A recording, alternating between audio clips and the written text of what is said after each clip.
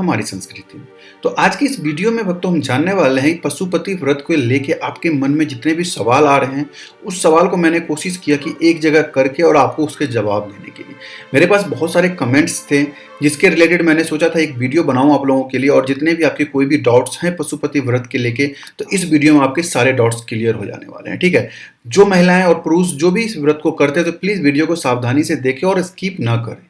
अगर वीडियो को आप प्रॉपर तरीके से लास्ट तक देखेंगे तो डेफिनेटली आपको सारी की सारी प्रॉब्लम जो भी पशुपति व्रत में आपके ख्याल में आता है तो वो सारे के सारे क्लियर हो जाएंगे। अगर फिर भी आपको लगता है कि कोई डाउट है मेरे अंदर या और ये जानकारी चाहिए तो प्लीज़ कमेंट कीजिएगा, मैं उसको भी शॉर्ट आउट कर दूंगा। ठीक है, और ये सारी जानकारियां भक्तों मैंने पंडित प्रदीप जी के वीडियो भी बहुत सारे देखे हैं। ठीक है ना, उसके बाद ये सारी जानकारियां मैंने एकत्रित करके आपको इस वीडियो के माध्यम से बताने की कोशिश कर रहा हूँ।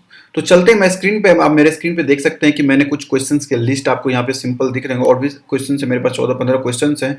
जैसे कि पशुपति व्रत किसे करना चाहिए, किसे नहीं करना चाहिए, मासिक धर्म में, रजो धर्म में पशुपति व्रत कर सकते हैं या नहीं कर सकते हैं। ठीक है, प्रसाद कैसे खरीदना है, बाजार से खरीदना है या नहीं खरीदना है, पशुपति व्रत में नमक खा सकते हैं या नहीं खा सकते हैं, क्या पशुपति व्रत की शाम की पूजा से पहले स्नान करना जरूरी है, और उद्यापन कब करना है, और भी ऐसे बहुत सारे क्वेश्चंस हैं जिसके आंसर आपको इस वीडियो में मिलने वाले हैं। तो चलिए सबसे पहले क्वेश्चन से हम स्टार्ट करते हैं, पशुपति व्रत किसे करना चाहिए।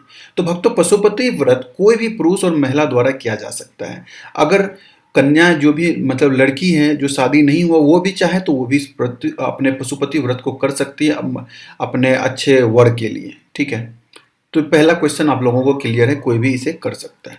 दूसरा क्वेश्चन की हम बात करते हैं कि पशुपति व्रत किसे नहीं करना चाहिए। तो भगवान पशुपतिनाथ खुद ही इस संसार के समस्त पशु, मनुष्य, देव आदि के नाथ हैं, इसीलिए वे ऐसा कभी नहीं चाहेंगे कि उनके जो भी भक्त इस व्रत को कर रहे हैं उसे कोई कष्ट हो। इसीलिए जो बीमार व्यक्ति हैं, बुजुर्ग हैं और वो बीमार है, गर्भवती महिला है, इस व्रत को नहीं करना चाहिए। ठीक है, चलिए तीसरे क्वेश्चन के ऊपर हम चलते हैं कि पशुपति व्रत, ये आप लोगों के मन का बहुत मतलब इंपॉर्टेंट सवाल है, ये मेरे पास बहुत सारे क्वेश्चन आए थे इस चीज के रिलेटेड। तो पशुपति व्रत का पूजा हम कहाँ से शुरू करें और कब करना चाहिए। तो सबसे पहली बात भक्तों कि ये ही एक ऐसा पूजा है जिसे आप किसी भी सोमवार से शुरू कर सकते हैं। ठीक है, आपको तिथि से कोई मतलब नहीं है, जो भी सोमवार से आपको स्टार्ट करना आप उस सोमवार से स्टार्ट करते हैं। अब पशुपति व्रत आपको कैसे करना है, मंदिर में ही जाना है। ठीक है, और उस मंदिर में आपको 5 व्रत करने हैं। आप चाहें तो भक्तों ये पशुपति व्रत किराए के मकान में अगर कोई रह रहे हैं वहाँ भी कर सकते हैं, अगर अपने ससुराल में हैं आप वहाँ से भी कर सकते हैं, अगर मायके में हैं तो वहाँ भी कर सकते हैं, ऐसी कोई बाउंडेशन नहीं है। लेकिन इस चीज़ का ध्यान रखें, आप जहाँ से ये पूजा स्टार्ट किए हैं आपको 5 सोमवार वहीं करना है। अगर ससुराल में शुरू किए तो ससुराल में ही 5 करना है, मायके में शुरू किए तो मायके में ही 5 आपको खत्म करना है। आपके दिमाग में आ रहा होगा अगर कुछ अर्जेंट काम हो गया, कहीं जाना पड़ गया तो फिर क्या करेंगे, तो उस सारे सवाल के जवाब आपको मिलने वाले हैं, वीडियो को देखते रहिए। चलिए चौथे क्वेश्चन की हम बात करते हैं कि किसी भी महिलाएं या लड़कियों को मासिक धर्म, रजो धर्म आ जाता है तो क्या उसे पशुपति व्रत कर सकती है, नहीं कर सकती है। तो स्त्री अपने मासिक धर्म के दौरान परिवार के कोई स्नेही स्वजन से पूजा करवा सकती है, यानी उसे खुद नहीं करना है।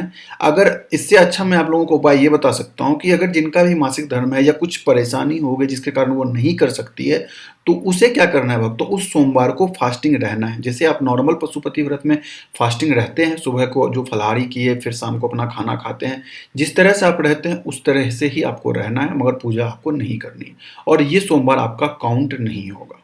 ठीक है, ये क्वेश्चन क्लियर है। चलिए अगले क्वेश्चन में चलते हैं, क्या हम पशुपति व्रत में प्रसाद बाजार से खरीद सकते हैं। तो देखिए भक्तों, अगर आप किसी भी चीज़ को श्रद्धा और मन से करते हैं, अगर घर में प्रसाद बनाते हैं भगवान की कृपा से और भगवान के ऊपर विश्वास रखते हैं कि हाँ प्रसाद आपके लिए बने, तो ये ज़्यादा बेहतर है आप लोगों के लिए। तो कोशिश करें कि प्रसाद जो भी आप मीठा बना रहे हैं, खीर, हलवा, जो भी प्रसाद बना रहे हैं वो घर पे ही बनाएं। चलिए अगले क्वेश्चन के बारे में बात करते हैं कि पशुपति व्रत में प्रसाद का भोग कैसे लगाना है। ये बहुत सारे क्वेश्चन हैं जिनके दिमाग में आता है कि मतलब प्रसाद का 3 हिस्सा घर पे कर लें या प्रसाद के हिस्से घर मंदिर में कैसे करना है। तो सबसे पहले आप लोग को मैं बता दूं, जो भी आप प्रसाद बना रहे हैं, जितना बना रहे हैं, उन सारे प्रसाद को आपको लेके मंदिर जाना है। जैसे आप शिवलिंग मंदिर यानी मंदिर के पास पहुंच रहे हैं, शिवलिंग के पास बैठे हैं, तो उनके नीचे में आप शिवलिंग के नीचे में 3 जगह पे 3 प्लेट ले लें या 3 पत्ते ले लें, जहाँ भी जैसे भी हैं, वो सारे प्रसाद को 3 हिस्से में बराबर बांट दें। 3 हिस्से में बराबर बांटने के बाद आपको क्या करना है कि 2 हिस्से शिवलिंग से टच करवा के वहीं शिवलिंग के बगल में रख दें, और एक हिस्सा उसे आप शिवलिंग से टच ना करवाएं, उसे अपने थाल में वापस रख लें, उसे आप घर पे ले आए। क्लियर है? चलिए अगले क्वेश्चन के ऊपर चलते हैं। पशुपति व्रत की पूजा में प्रसाद को अपने फैमिली के साथ वितरण कर सकते हैं या नहीं? ये भी बहुत ही अच्छा क्वेश्चन है। देखिए, आपको भूल के भी ये काम नहीं करना। अगर वो प्रसाद जो आपको मैंने बताया तीसरा वाला, वो वहाँ से मंदिर से जो आप घर लेके आते हैं, तो उसे आपके घर में आते हैं, जैसे आप दीप प्रज्वलित करते हैं दरवाजे पे, घर में आने के बाद सबसे पहले आपको वो प्रसाद ग्रहण करना है, उसके बाद ही आपको कुछ खाना है, और ये प्रसाद आपको किसी को भी नहीं देना है। चलिए नेक्स्ट क्वेश्चन की तरफ चलते हैं कि पशुपति व्रत में क्या खाना चाहिए। तो देखिए भक्तों, ये पशुपति व्रत ही एक ऐसा है जिसमें कि आप कुछ भी खा सकते हैं, ठीक है। तो जैसा कि नियम से अगर चलते हैं, कुछ अगर आप मतलब फास्टिंग कर रहे हैं, तो कोशिश कीजिए कि सुबह में आप फलाहार कर लें, और शाम का अगर भोजन करते हैं तो उसमें आप जो पहला प्रसाद है, जो 3 हिस्से किए, तो उसका एक हिस्सा पहले खा लें, उसके बाद जो भी आपको नमक खाना है वो खा सकते हैं, ठीक है। अगर आप फलाहारी रहते हैं, शाम में वही प्रसाद खाते हैं, दूध केला फल खा के रह जाते हैं, तो वो भी बहुत अच्छी बात है, ठीक है। इसमें कोई परहेज नहीं है कि आपको क्या खाना है क्या नहीं खाना है, बस मांसाहार सब ना खाएं, बस जो नॉर्मल वेजिटेबल्स हैं वो सब आप खा सकते हैं। चलिए अगले व्रत की बात कर सॉरी अगले क्वेश्चन की बात करते हैं कि ये भी अच्छा क्वेश्चन है कि नमक खाएं या ना खाएं। बिल्कुल भक्तों, की नमक आप दोनों समय खा सकते हैं। इस व्रत में नमक खाने से कोई परहेज नहीं किया जाता है, बट कोशिश कीजिए कम से कम एक समय आप फलाहार कर ले, सुबह वाला। अगला सवाल, पशुपति व्रत की सुबह की पूजा में दीपक जलाना जरूरी है? जी बिल्कुल, अगर आप चाहिए, आपकी इच्छा के ऊपर है, ठीक है। बट हम लोग कभी भी मंदिर जाते हैं तो डेफिनेटली जितने भी माताएं में और बहन हैं वो सब एक दीपक जलाती हैं। तो कोशिश करें कि जब आपका पूजा हो रहा हो, तो पूजा कर रहे हैं तो एक दीपक जलाएं और आरती गाएं वहां पे। अगला क्वेश्चन, क्या पशुपति व्रत की शाम की पूजा से पहले स्नान करना जरूरी है? यह भी अच्छा सवाल है। देखिए, बहुत सारे होते, ऐसा तो पॉसिबल नहीं है कि अगर सुबह की पूजा करके आते हैं आप बाथरूम ना जाएं, वॉशरूम नहीं जाएं, ठीक है। तो ऐसा तो हो ही जाता है, ठीक है। तो बट कोशिश करें जब आप सामने फिर से पूजा करने के लिए जाएं तो कम से कम अपने ऊपर गंगा जल छीट ले, थोड़ा सा पैर हाथ वहां अच्छे से धो ले, अगर स्नान नहीं कर सकते हैं तो इतना कर सकते हैं। अगला क्वेश्चन कि पशुपतिनाथ व्रत में शाम के समय में दीपक कैसे प्रज्वलित करना है? ये भी बहुत एक अच्छा सवाल है। देखिए, दीपक प्रज्वलित करने का सबसे आसान तरीका मैं बता रहा हूँ आपको। कुछ 6 दीपक जो घी के आपको लेके जाने, वो 6 के 6 आप मंदिर में लेके जाएं।